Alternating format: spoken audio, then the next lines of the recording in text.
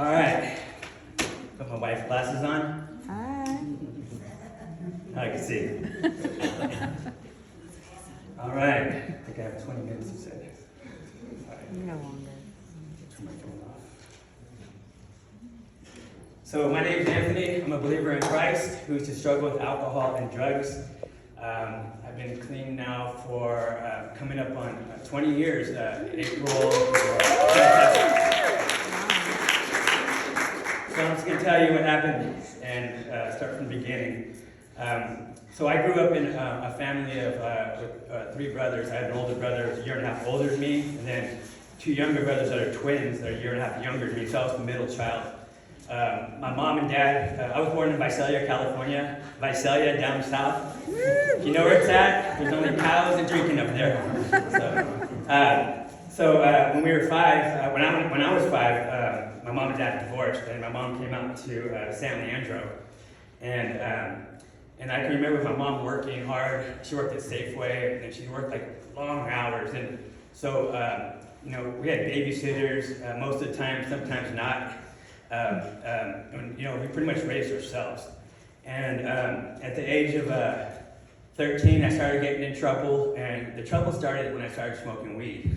So, it was supposed to be a weekend thing. I'd smoke Friday and Saturday, and then sometimes Sunday.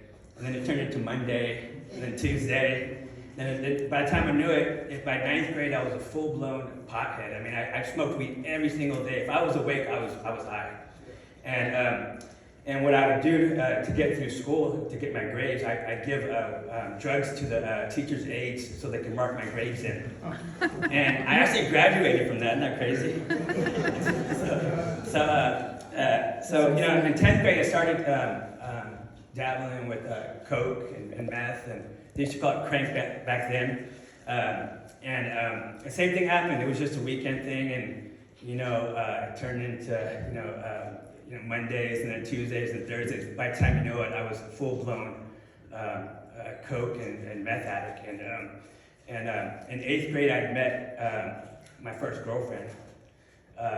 And we stayed together all the way through high school. She didn't drink or use, so she was a very good codependent. So we ended up getting married right after high school. And after living with me for a year and a half, she couldn't take it anymore. So we ended up getting divorced after a year and a half. And as I go through my testimony, you'll see that I'm not just addicted to drugs and alcohol, I'm addicted to everything. So it's crazy. And I look back at it now, and it's like everything I did was to the extreme, and I just kept doing it over and over and over again, And so we got married, and we actually had a son. His name is Alex, and he's 32 now. So he's not young anymore. After that, I had a great plan. I'm gonna stay single, and I'm just gonna date girls, and I'm gonna party, and everything I did. Even though I had the drugs, I was always drinking beer at the whole time. I had to have beer, otherwise, I couldn't function. I was kind of like a balancing act. I would get real high, and then bring myself down with the beer, and then when I got too low, I'd do another line and go back up. It was just, all the time. That's what my life was. So I said I told myself I'm gonna stay single and just and party and go out with girls and whatever. 2 weeks later, I walk into El Cerritos in San Leandro, and I ordered a margarita. And the margarita was so good, I asked the bartender out, and found out that she liked to smoke crack. And it was like, okay, yeah, well, I don't do crack, I only smoke coke. Okay, that's what I told her. So I tried it, and I fell in love with it, and we ended up going on a 2-week crack binge. And in that 2 weeks, we went to Vegas and got married by Elvis. And, so that's my second marriage. I lost my job, and I don't know why. I hadn't been there in 2 weeks, but they fired me. I couldn't believe it. Their best salesman. I was like, man, it sucks. So when she found out I got fired, I woke up one morning and she was gone, and I haven't seen her since. That's a real story. It was a 2-week marriage. It's a 2-weeker marriage. Get it? Tweaker marriage? Yeah. So, that's what it was. So I said, okay, cool. okay, I'm going to do the same thing, you know, and I always had these plans, and you know, and they say if you want to make God laugh, make plans, right? So I stayed single for about 6 months, I think it was, and then I walked into Sherry's Bar in Hayward. It was like a biker bar, dive bar, and I was selling drugs in there and stuff, and there was this lady singing on the stage, and I recognized her. She went to my high school. She actually lived on the same street as me, down the street. And she was singing, and she sang so good, I married her. So that's my third marriage, right? And this one lasted a long time, 2 years, okay? And she was the type of codependent that attracted codependence, I guess. She would get up at 6 o'clock in the morning, poor thing, and I would have her go to 7-Eleven and buy me a 24-pack. Every morning she would do that, and I wasn't working. And we had 2 kids together, and they were born like one after the other. And I would stay home with them because I was on drugs and I was on alcohol, and I actually was afraid to come out of my house. I was like a prisoner in my own house because I was so tweaked out. I used to be one of those peephole tweakers where I'd look at the people for like 6 hours at a time, you know. And I knew when to put my kids to sleep for a nap. I knew when to feed them. I knew when to put on Barney. I was there physically, but not mentally. After 2 years, her older brother found out, you know, what I was doing. I was using drugs and drinking. I was taking care of the kids. So he came over to my house to try to get my wife and the kids out of there. We ended up getting in a fight, and what happened was after we were fighting, I had him and I grabbed him by the hair, and I told him he had long hair, so that's why I grabbed him by the hair. Anyways, I grabbed him by the hair and I told him, if you ever come back to my house, I'll kill you. And I said those words, and I smashed his face in the ground. And then next thing you know, I don't know why, but there was like 6 cops. They pulled up in front of my house. I was like, what's going on? Like, you know. So I called my brother. I said, bro, they're here to get me, man. The cops are here. They're finally here. So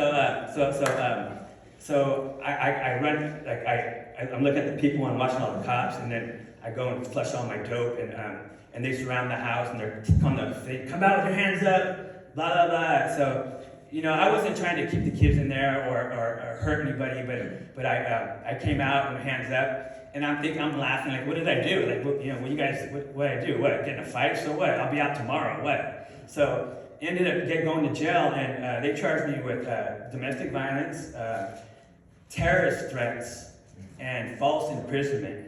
I had a $97,000 bail. And, you know, I didn't have any money. We were living paycheck to paycheck, and so I'm thinking, okay, well, maybe I do have to stay here for a little while. So I ended up getting 1 year in Santa Rita. That was my first time going to jail. So I went to Santa Rita, in there, it was the first time I experienced God, because, you know, they were trying to get me to join the gangs. That's what they do in there, and, you know, and whatever. And I said, I'll be out tomorrow. I'm just a family man. Leave me alone, you know. So anyways, I ended up joining a Bible study just to get out of my pod, you know, and so you get to get out for a little while. And I went in there, and I started just listening, and I kind of was like, yeah, maybe there is a God, you know. And, you know, the only experience I really had was going to a Catholic church with my mom sometimes. You know, she was a CEO, a Christian, you know, Christmas and Easter only. You know, so that's what we went. We went Christmas and Easter only. And so in there, I said, okay, I'm gonna, you know, this God thing's pretty cool. So I get out. The day before I get out, I get served with divorce papers, restraining order, the whole nine. And I'm thinking, wow, this is crazy. So I get out and I said, I'm going to serve the Lord and do things right. And I'm going to go to AA and NA and all that stuff, and AAA and all, I mean, everything. I was going to do it all, right? I had this plan. I went to court for visitation rights, and they granted me weekend visitations. And I went in there, and I told the judge I was sober, and I was going to AA and all that stuff. And so he granted me weekend visitations. I was like, cool. So like on the third visit, I went to go get my kids. Man, I went to knock on the door, and nobody answered. And I was like, what's going on? So, and you know, the other 2 weekends were fine. I picked them up, had a great visit with them.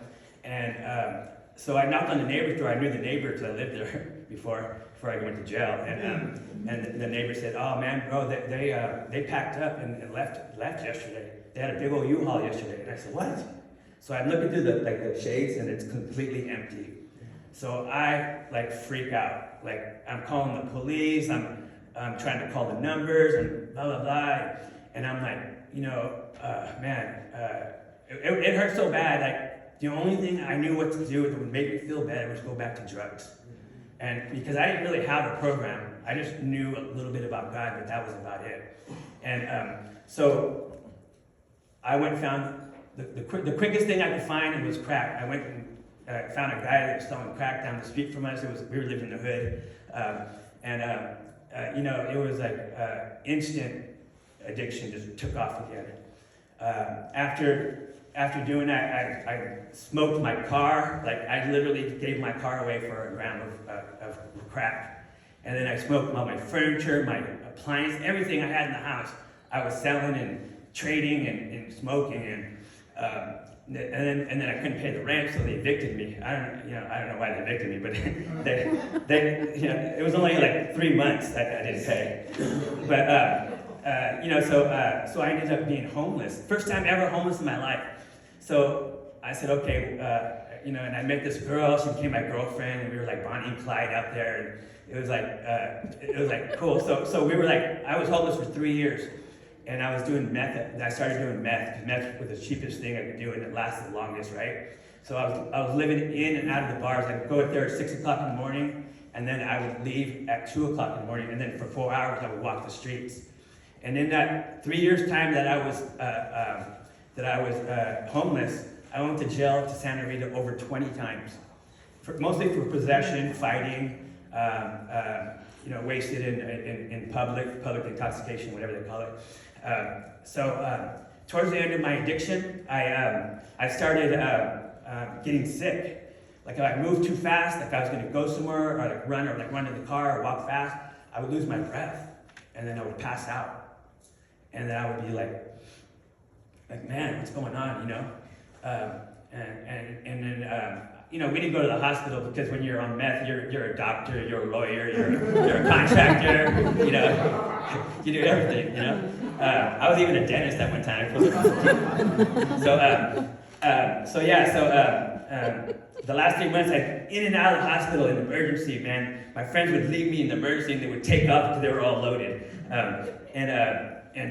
Over at Eden Hospital in Castro Valley, and the doctor started to know me, and my street name was Worm. Nobody knew my first name, nobody knew it. Everyone called me Worm. That was my name. And I used to hustle pool, so it was kind of and that's how I used to make my money. I'd hustle pool, play dice, sell drugs, whatever I had to do to get my drugs. So anyways, I started getting sick and I started passing out, and then April 26, 2005, I went in the hospital because I passed out and my ankles had swelled up really big, and I thought I'd done some bad dope, right? So the doctor came in, he knew me. He said, "Hey man, what's going on?" I said, "Well, I don't feel good, man. I passed out again, and my ankles are really swollen. I think I smoked some bad dope." So I told the doctor, and he said, "Well, unfortunately, you didn't smoke bad dope, but what happened is your heart's retaining water, and your ankles are swelling. All the water's going to your ankles." So I'm like, "Okay, so now what?" He goes, "Well, unfortunately, Anthony, I have to tell you, it doesn't look good. All your organs are shutting down. Your heart's working at 30%. Your lungs are shot. Everything's shutting down. You need to call your family." And I'm like, "Hey, I haven't talked to my family in 3 years." He goes, "You need to call them. It's important." So I called my brother. Next thing I know, I see my family there. My 3 brothers, my mom, my dad, and he goes, "Dad, he's not gonna make it. We're gonna make him comfortable." He gave me morphine, made me comfortable. I woke up 2 weeks later, and I'm like, "Oh man, did I die?" And I'm looking around, and I see all the hospital stuff. So I'm like, man. So I'm looking for the button. I'm pushing the thing. The nurse comes in and says, "Hey, are you okay?" I said, "Yeah, I'm fine, but what's going on?" She goes, "Well, we made you comfortable, and you weren't doing too good, and now you're awake. So they called the doctor, and they said, okay, we're going to start giving you medications for your heart, your lungs, everything, but you're going to need a heart and lung transplant within 2 years. Otherwise, it's not, your heart and lungs are not going to last. So I had a decision to make. Either I can go back out in the streets or go into recovery and really do this thing, right? So I thought about it, man. I wanted to go back out so bad. I didn't want to get sober. That wasn't my plan. And I knew about recovery because my mom had been in recovery for about 10 years at that time. And I chose recovery. And so I ended up going to a program called Sunrise in Concord, went into an SLE in Hayward, stayed there for a year. And I started to understand what recovery was. I was going to AA and NA meetings all day, every day. I was going to like probably 10 a week. Because I was afraid I'd go back out there and use, right? So after about 2 years of doing that, something was missing in my heart, and I couldn't figure it out. And I woke up one morning, and I felt suicidal, which was never, even in my addiction, I never felt suicidal. So I really wanted to kill myself that day, because I either was going to go back out and use or kill myself, and I didn't want to go back out and use, and so I ended up calling my mom. My mom came pick me up. I cried all day. She prayed with me, and I finally surrendered. And I said, Lord, I'm here. Take me, whatever I got to do. So I ended up finding a place called Celebrate Recovery. I think you guys know about it. Yes. And I walked into Celebrate Recovery at Faith Fellowship in San Leandro, and I walked in, and my sponsor and his wife, Pastor Raul and Pastor Deborah, which are here tonight, and yes, and they took me under their wing, and I haven't left since. Hallelujah. So I've been here 17 years of Celebrate Recovery, and it keeps me sober. Isn't that amazing? You come and it keeps you sober. Take the suggestions and you stay sober. The good thing about this program is not just for people with drugs and alcohol, it's for people with hurts, hang-ups, or habits. And I think everybody has those, right? Absolutely. So I stayed, and Raul's my best friend today. We play golf, we hang out, so I kind of listen to them, and not all the time. And against their advice, I met this girl on MySpace. And she had a great page. She had all the crosses and the glitter coming down, and a Christian song. I was like, she's the one. She's the one. I found her. So she lived in Madera, and Raul and Deborah, don't do it. And of course, I did it. I moved out this little place I had in Brentwood, and I moved out there, got married. She kicked me out of the house like 5 times in 6 months. She threw all my stuff out. I was on all kinds of medication. I started to use oxygen. I was on oxygen because my lungs were not doing good. And after the 6th time, I drive to Los Banos, and I call the pastor, and I say, hey, man, she kicked me out again. Do I keep going or go back? And every time you tell me to go back, go work it out. Your marriage is for life, So on the 6th time, he goes, keep driving. So I kept driving. Got an annulment. It was like 5 months and 29 days. At 6 months, you can't get an annulment anymore. You have to get a divorce. So I got an annulment. So that was my 3rd marriage. And then, actually that's my 4th marriage. Sorry, 4th marriage. Lost count. Sorry. And I couldn't stay away from the girls. I was in Celebrate Recovery. I was trying to be a leader, and Raul and Deborah sat me down probably over 10 times. And finally, after chasing the girls and doing all that stuff, I was like, man, I can't do this anymore. I really got to do this thing. So I really did it, and I jumped in full force. And like I said, I haven't stopped coming back. In 2012, I was on oxygen. I was taking so much medication for my heart and lungs. And then after 18 years. Yeah, it was after 17 years, something like that, in that time range. My oxygen levels kept dropping. Even with 10 liters of oxygen, I was at an 79 to 81 oxygen level. It's supposed to be like a 98, or somewhere around there. Most of you are. So anyways, the doctor told me we need to put you on the transplant list. So May 24th, 2023. They put me on the list. In February they put me on the list. They called me 4 days later and said, we got a match for you. So I went in, got all ready, they prepped me, and and it was a no-go because the last thing that has to happen is that the surgeon needs to hold the lungs to see if they're good because they come from somewhere else. And he said, no, they're no good. I don't like them. You see, so they sent me home. That happened 4 times. And on the 5th time, May 24th, 2023, they called me, they prepped me, they said it's a go. So a little bit over a year ago, I had a double lung transplant. Whoa. Yes. And God blessed me. And yeah, it's amazing. And they told me that they're going to not do the heart transplant right now because they want to see if the lungs would correct it after they start getting more oxygen to your heart. So after the transplant, they tested me. My heart's completely normal now.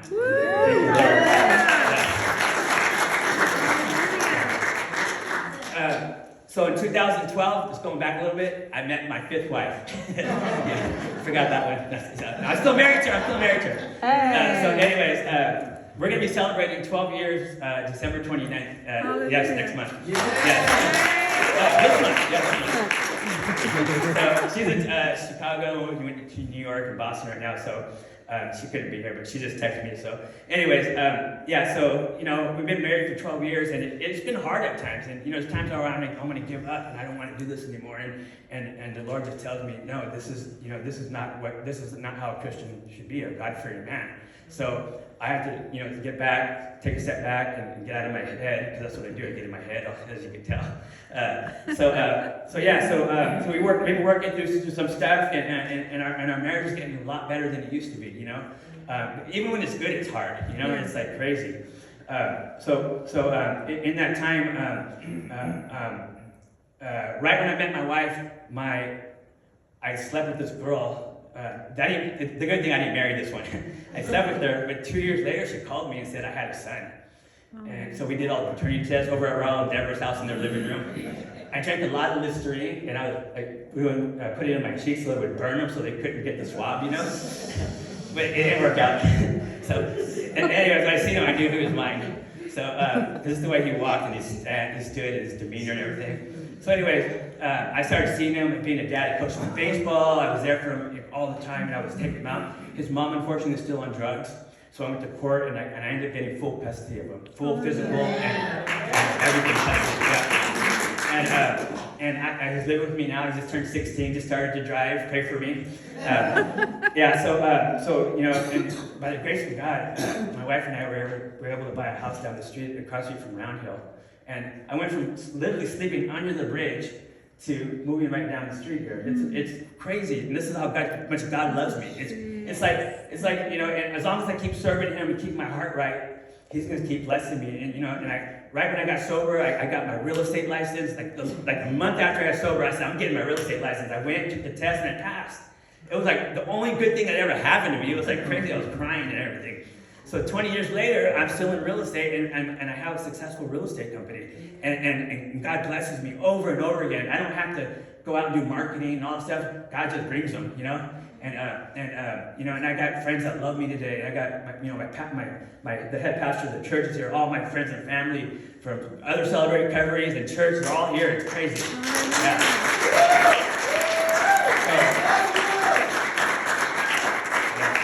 So, if you're new and you're not sure about Celebrate Recovery or any kind of program, whatever it takes to help you, all you have to do is show up, read your Bible, pray, do the steps.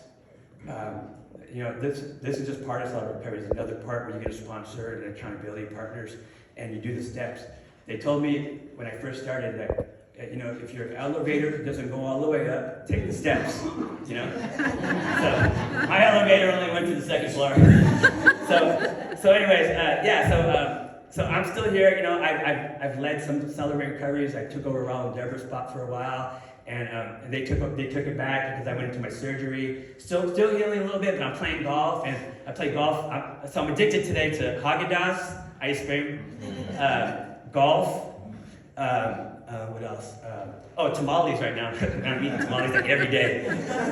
So whatever I do, I'm addicted to it. It's crazy. So anyways, I'm gonna keep coming back. I try to come to this Celebrate Recovery. I love the people here. They're so welcoming, and I'm getting to know some brothers, getting their phone numbers, and it's helping me stay sober. When I don't go, my wife notices. She says, "Don't you gotta go to that meeting thing?" So I'm like, okay, yeah. Like she reminds me, like I have like 2 sponsors, her and my Raul. So I just want to tell you that Celebrate Recovery works. I've been to Saddleback. I've been to where they started Celebrate Recovery. There's like 65,000 Celebrate Recoveries all over the world. So if you go somewhere, look it up. They have them. I'm blessed. I'm raising my son. I'm married. I got my family. That's all I need. I don't need anything else. God has blessed me with everything I could ever imagine. And as long as I can keep that relationship and get my ego out of the way, practice humility, which is very hard for me. I'm trying so hard right now to do that. Ron and Deborah are kind of helping me with it. They remind me. So anyways, more Deborah than Raul. So anyways, I'm happy that I'm here. I'm happy everybody showed up today. And I'm going to keep coming back because it works. And I just love all of you. Thank you.